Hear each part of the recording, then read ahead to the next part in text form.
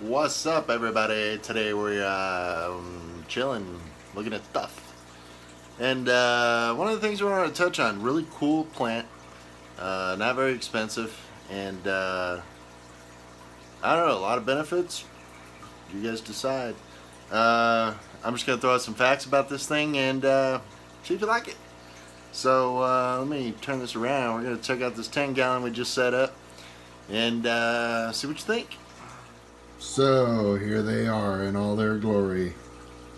Alright, you guys remember from my other videos, I have big hands.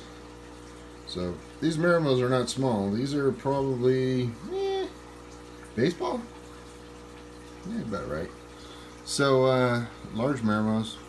Really appreciate these from Charlie Brown. Super awesome. Hooked me up. And so let's talk about, care for these guys. Let me reach my hand in here if I can without overflowing the tank. Alright, so with these balls right here, when you're doing your water changes or after, during whatever, it's nice to get a little bucket, put it on the side, give these guys a little squeeze, nothing too crazy. Give them a little squeeze, get the stuff out of them, and put them back in. Try and rotate them all so they don't sit flat on the bottom of the tank and they get a flat spot. It's kind of like a baby with his head. Yeah, you notice all the debris that sits underneath him.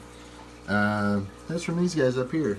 I'm specifically breeding that male right there with some virgin females. And I've got one or a couple that are already pregnant. There's two large ones there. So he's doing his job. Good job, dude. And the others are just kind of dithers just to help the other females, get a break. And I got cherry shrimp in here. These little guys. What's awesome about these is that these love to graze on these. Now, Marimos are only going to grow about 5 millimeters a year. Nothing too insane. They used to come from Lake Aiken in Japan, but they're no longer collected there. Now it's more of a Northern European thing. You're going to find them collected in the Ukraine, United Kingdom, up in the colder areas. These are a cold water plant, so you notice I don't have a heater in here. Tank sits at about 73 degrees all year round. In the summer, if you're in a warmer climate or your tanks get warmer in the summer, it's nice to give these guys a break. Take them out of here, put them in some Tupperware or something, put them in the fridge, and let them chill. And when I say let them chill, I mean exactly that, just like let them chill. Look at this guy. He's over here just showing off. Look at that tail. Flame tail. That's an Endler mix. It's a strain that I've been working on, so I had to make sure that we didn't have any brothers or sisters or mothers or cousins or anything like that. So that's why we took our virgin females. That was from a different clutch. It actually came out of there. Those are all my virgin females down in that tank. Put it in here and let this guy do his thing.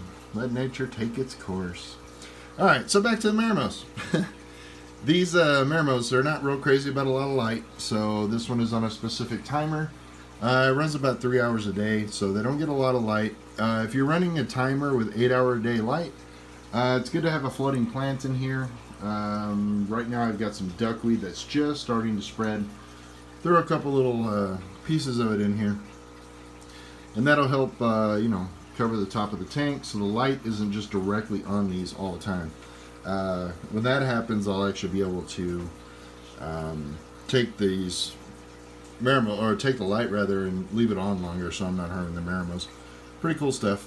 We are breeding cherry shrimp in here. You can see in the back we have some Java moss. Just to give you an idea, this is a clump of Java moss that's, it's maybe like half a soccer ball. So it's pretty big. Football for you guys in Europe and other places. What else can I tell you about Marimos? Oh, well, these little guys right here.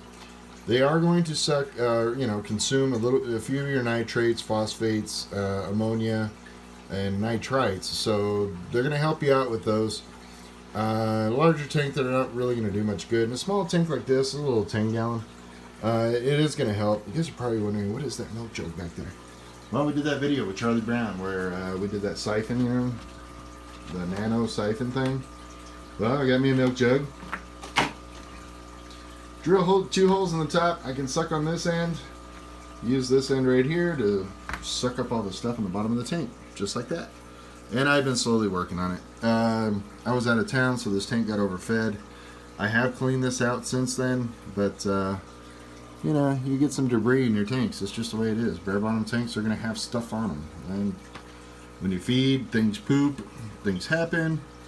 You got to clean them out. So, yeah, that's that. So what else can we tell you about Marimos? They're going to grow about 5 millimeters a year, which isn't very much growth, half a centimeter. And that's, you know, both ends. So you're talking like a quarter that way and a quarter that way, a quarter that way, a quarter that way. They're not going to grow like, you know, super fast, slow growers. These are not going to get along with your goldfish because your goldfish are jerks. And your goldfish are going to eat these.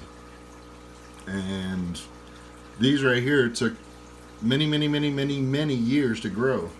And they're only, you know, like I said, about a baseball. So many years to grow these. So, you know, don't do what I did when I first got my Marimos, and I'm going to show you that here in a second. I got my first Marimo ball, but it's just moss, whatever. I took it and I shredded it. See that?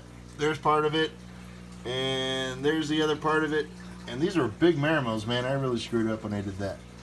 But anyway, they're still in this tank. And yeah, don't do that. Keep them intact. If you do get little pieces like that, you know what I just showed you, you can't take them and just roll them back into a ball. It does take a while for them to actually, you know, start adhering to one another. So I gave up after trying it for so many times. So yeah, that was that. So as far as the benefits go, they look cool. Shrimp love them. The shrimp will actually hop across. There's, you know, several ways that you can keep Marimos. They do have ones, you know, that'll float. And essentially all it is just air trapped inside the ball itself. And the air can't get out, so, you know, they'll put a rock in the bottom and have a string wrapped around it. And you'll see these balls floating. They do them a lot of the, like the Avatar tanks, stuff like that. So, yeah, pretty cool.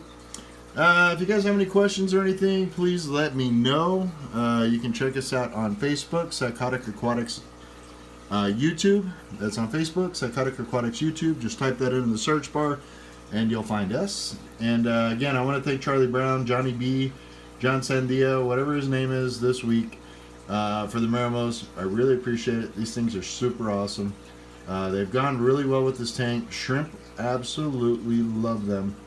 And I mean, really no complaints. This is just perfect for my nano, my little 10-gallon here, for my breeding project. And they're beautiful. I mean, they're great to look at. You know, the shrimp, just love them. Look at them, cherry shrimp over here, just nom nom nom nom nom nom. This light doesn't really give these cherry shrimp justice, because, you know, when I look at my cherry shrimp from the other tank, they're super red. I look at them under this light and they're not. So anyway, I got some more tanks going up here soon, guys. That 10 gallons coming in. I've got a 29 we're going to be putting right here, and that's going to house specific cichlids that I want to breed, and those are going to be the holding tanks for the fry. I have one there, and I have another one actually set up in the other room that's going to come right here. I have that one down there. I'm probably eventually going to move all these females into this tank, and you know, this will just be a specific guppy breeder that I want to do. And you know, once I get fry and all that, they'll probably go down there. I have plenty of hiding spots for the fry. Lots of fry in here. So just, you know, specific lines that I want to run, like something like him, you know. Yeah, there's a few that I'm looking at that I really want to do. And I really want to get into these cobras down here and do specific breeding with them. So I'll make sure that that tank up there stays, you know, a virgin tank. Once those females are pregnant and they give birth, I'll be moving those fry down into here, so, you know, we have something else to put them in. As far as the rat goes, I swear one of these days I'm going to get this video up of how we built this. It's coming. I'm just trying to get the rest of the tanks on here.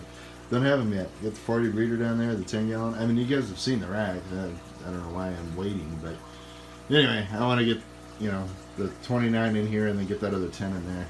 And I have a tank to build. The glass is right there. And it's a little tiny tank. It's specifically, the dimensions are really small just to fit in there. I think it's like 6 gallons or 7 gallons.